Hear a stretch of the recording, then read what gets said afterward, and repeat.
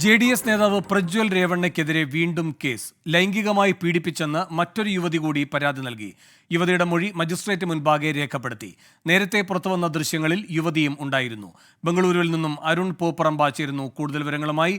അരുൺ, എന്തൊക്കെയാണ് വിവരങ്ങൾ?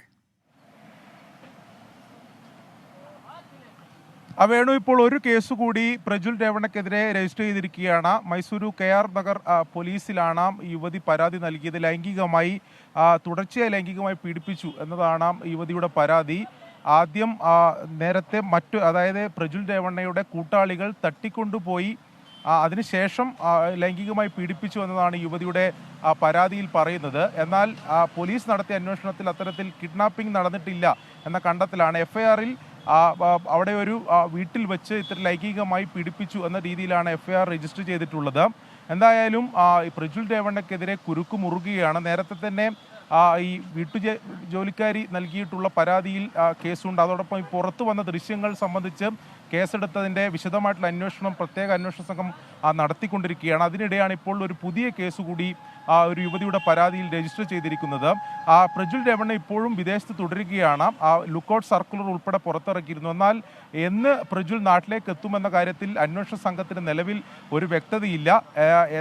ഉടൻ എത്തുമെന്ന് നേരത്തെ അറിയിച്ചിരുന്നെങ്കിലും അന്വേഷണ സംഘം പറയുന്നത് ഔദ്യോഗികമായി പ്രജ്വൽ അത്തരത്തിലൊരു കാര്യവും അറിയിച്ചിട്ടില്ല. അതുകൊണ്ട് മറ്റ് നടപടികളിലേക്ക് കടക്കും എന്നതാണ് പ്രത്യേക അന്വേഷണ സംഘം പറയുന്നത്. അതോടൊപ്പം തന്നെ പ്രജ്വലിന്റെ പിതാവ് HD രേവണ്ണയ്ക്കെതിരെ നേരത്തെ കേസ് രജിസ്റ്റർ ചെയ്തിരുന്നു.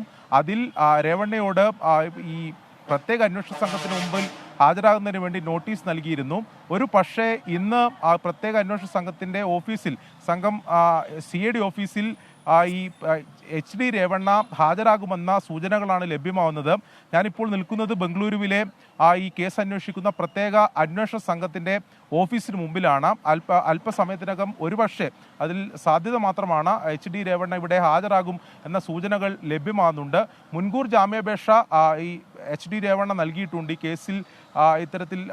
ഈ കേസിൽ ജാമ്യം ലഭിക്കുന്നതിന് വേണ്ടി മുൻകൂർ ജാമ്യാപേക്ഷ കൂടി നൽകിയിട്ടുണ്ട്. എന്തായാലും വിശദമായിട്ടുള്ള അന്വേഷണം പ്രത്യേക അന്വേഷണ സംഘം നടത്തുന്നു. അപ്പോഴും പ്രതിസന്ധിയായിരിക്കുന്നത് പ്രജ്വൽ എപ്പോൾ നാട്ടിലേക്ക് എത്തും എന്ന കാര്യത്തിലാണ് ഇപ്പോഴും ഒരു വ്യക്തതയില്ലാത്തത്. അതിന് മറ്റ് നടപടിക്രമങ്ങളിലേക്ക് കടക്കും എന്നതാണ് അന്വേഷണ സംഘം ഈ ഘട്ടത്തിൽ വ്യക്തമാക്കുന്നത്. പ്രജ്വൽ രേവണ്ണയ്ക്കെതിരെ ഒരു കേസ് കൂടി. അരുൺ പൂപ്പറമ്പയാണ് ബംഗളൂരുവിൽ നിന്നും വിവരങ്ങൾ നൽകിയത്.